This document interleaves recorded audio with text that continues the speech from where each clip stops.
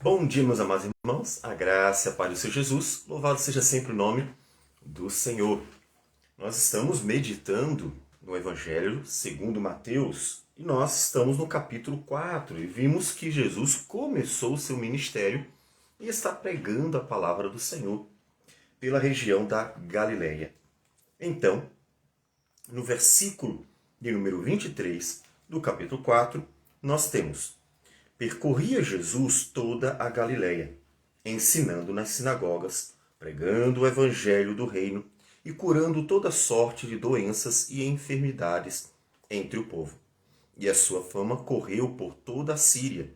Trouxeram-lhe então todos os doentes acometidos de várias enfermidades e tormentos, endemoniados, lunáticos e paralíticos, e ele os curou. E da Galileia, Decápolis, Jerusalém, Judéia e da além do Jordão, numerosas multidões o seguiam. Então Jesus está realizando a obra, manifestando a chegada do reino de Deus.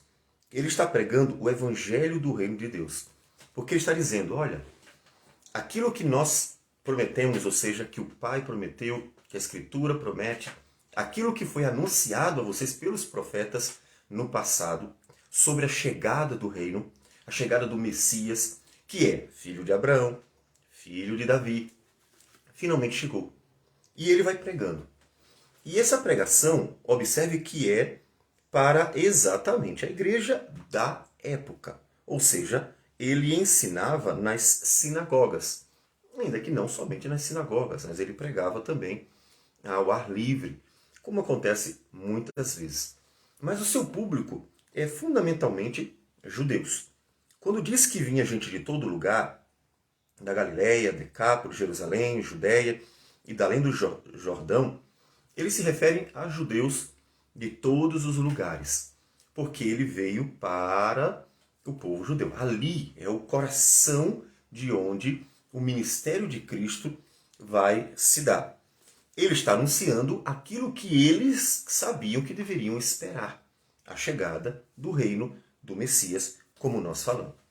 E a pregação é exatamente a explicação, o ensino do que é o reino de Deus, do que é que eles deveriam de fato esperar, porque, inclusive, eles não tinham um conhecimento real, ou seja, um entendimento real do que era o reino de Deus. Por isso, inclusive, rejeitaram a Jesus, estavam esperando algo e não veio exatamente como eles esperavam, ainda que houvesse tantas manifestações. O foco é o ensino do Evangelho do Reino, e os sinais têm um propósito muito importante: confirmar, claro, manifestando que o reino chegou.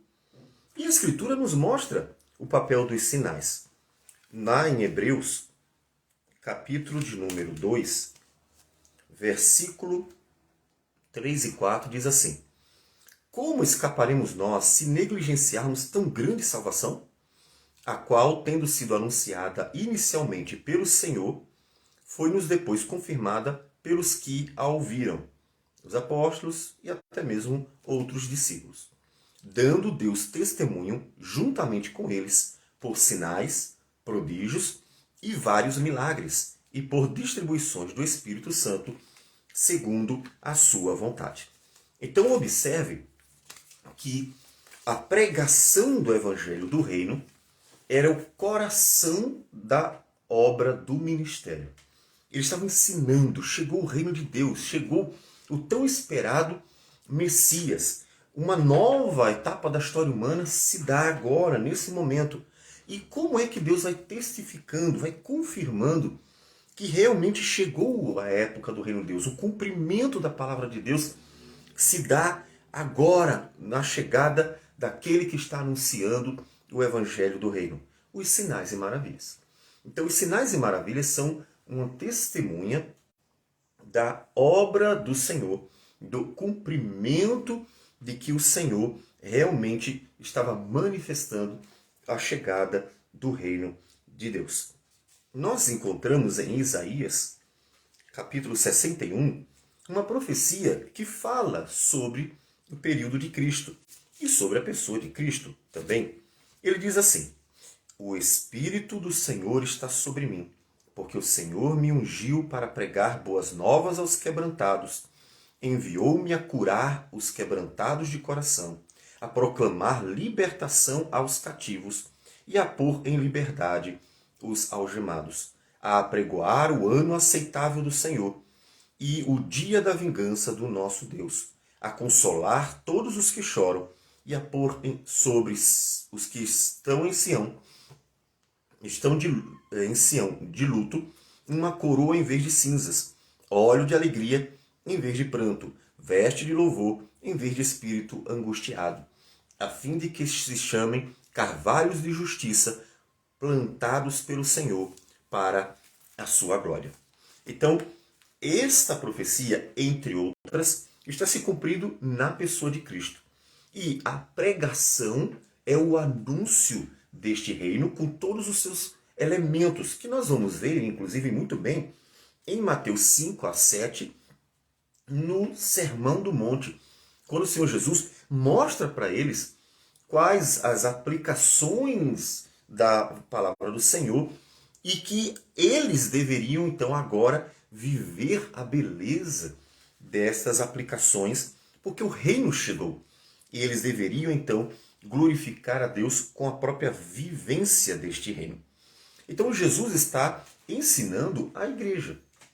Observe que o Senhor Jesus encontrou uma igreja de Antigo Testamento, uma igreja veterotestamentária, que precisava, inclusive, de uma reforma, de ser realmente revitalizada. Porque, ainda que ele estivesse pregando para a igreja, eles estavam vivendo uma mera religiosidade tradicional. E a religiosidade tradicional deles não levava eles muito longe, muito pelo contrário. Eles não tinham a alma da religião, eles não tinham a vida. Eles cumpriam as regrinhas, né? Eles todo sábado estavam na sinagoga, eles ofereciam o culto ao Senhor, eles seguiam certas regras e mandamentos, até porque os fariseus eram muito rigorosos em exigir o cumprimento das tradições, mas eles estavam tão longe do Senhor que não conseguiram ver o próprio Filho de Deus, o Emanuel, ou seja, Deus conosco, presente entre eles. E Jesus chega a dizer em Mateus 23, versículo 15, ele chega a dizer: ai de vós, escribas e fariseus, que eram aqueles que ensinavam o povo, que eram aqueles que eram exemplo para o povo, que eram aqueles que eram a liderança do povo, aqueles que eram inclusive os mais rigorosos, porque inclusive Paulo foi da seita dos fariseus e disse que eles eram muito rigorosos em seguir a tradição, seguir o ensino que eles aprendiam. E ele diz: ai de vós, escribas e fariseus hipócritas, porque rodeais o mar e a terra para fazer um prosélito, ou seja, para trazer alguém para o grupo de vocês. E uma vez feito, o tornais filho do inferno, 2 vezes mais do que vós. Veja que coisa impressionante. Jesus vem para pregar para a igreja e encontra uma frieza espiritual tão grande dentro dela, uma religiosidade superficial, de mera aparência e tradições vazias, de tal modo que ele diz: vocês estão fazendo com que as pessoas se tornem 2 vezes mais filhas do inferno do que vocês. Em outras palavras, não havia salvação ali. Percebe? O negócio era tão sério que ele afirma: não há salvação entre vocês. Não há salvação na religião de vocês. Não há salvação nas práticas tradicionalistas de vocês. Não há salvação porque não havia alma.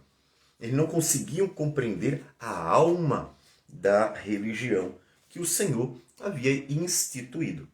Então, quando Jesus prega para os judeus nas sinagogas e ao ar livre, ele primeiro está dizendo assim: chegou finalmente o reino, chegou finalmente o cumprimento das promessas de Deus, agora tudo se faz novo, agora a esperança está cumprida, algo novo chegou, algo grandioso. Mas o povo não entende.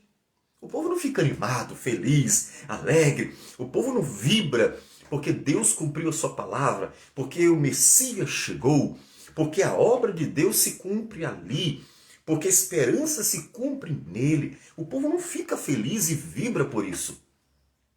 O povo nem entende. Muitos desprezam, outros murmuram, e há aqueles que até chegaram a matá-lo, não para que se cumprisse a palavra, mas por desprezá-lo mesmo. Então Jesus prega a chegada do reino e encontra uma religião vazia. E nós vemos isso porque no texto parece que o povo está realmente seguindo animadamente o cumprimento da promessa, já que o texto diz que numerosas multidões o seguiam. Mas se nós vamos para os outros evangelhos, vemos que, na verdade, não era porque se cumpria ali a palavra do Senhor, mas por outros interesses. Em João capítulo 6, após o Senhor Jesus ter multiplicado os pães, e em dia seguinte, ele vai para outra região, ele percorre de um lado do Mar da Galileia para outro, e a multidão está procurando Jesus, aquela multidão que comeu dos pães, aquela multidão que se fartou. Então, diz o texto, versículo 25 de João 6. E tendo-o encontrado no outro lado do mar, lhe perguntaram: Mestre, quando chegaste aqui? Respondeu-lhe Jesus: em verdade vos digo, vós me procurais não porque vistes sinais, mas porque comestes dos pães e vos fartastes. Trabalhai não pela comida que perece, mas pela que subsiste para a vida eterna, a qual o Filho do Homem vos dará, porque Deus o Pai o confirmou com o seu selo. Dirigiram-se, pois, a ele, perguntando: que faremos para realizar as obras de Deus? Respondeu-lhe Jesus: a obra de Deus é esta, que creiais naquele que por ele foi enviado. Então lhe disseram eles: que sinal fazes para que vejamos e creiamos em ti? Quais são os teus feitos? Nossos pais comeram maná no deserto, como está escrito, deu-lhes a comer pão do céu. Replicou-lhe Jesus: em verdade vos digo, não foi Moisés quem vos deu o pão do céu, o verdadeiro pão do céu é meu Pai quem vos dá. Porque o pão de Deus é o que desce do céu e dá vida ao mundo. Então lhe disseram: Senhor, dá-nos sempre desse pão. Declarou-lhes, pois, Jesus: eu sou o pão da vida. O que vem a mim jamais terá fome. E o que crê em mim jamais terá sede. Porém, eu já vos disse que, embora me tenhais visto, não credes. Todo aquele que o Pai me dá, esse virá a mim. E o que vem a mim, de modo nenhum lançarei fora. Porque eu desci do céu, não para fazer a minha própria vontade, e sim a vontade daquele que me enviou. E a vontade de quem me enviou é esta, que nenhum eu perca de todos os que me deu. Pelo contrário, eu o ressuscitarei no último dia. De fato, a vontade do meu Pai é que todo homem que vira o Filho e nele crer tenha vida eterna, e eu o ressuscitarei no último dia.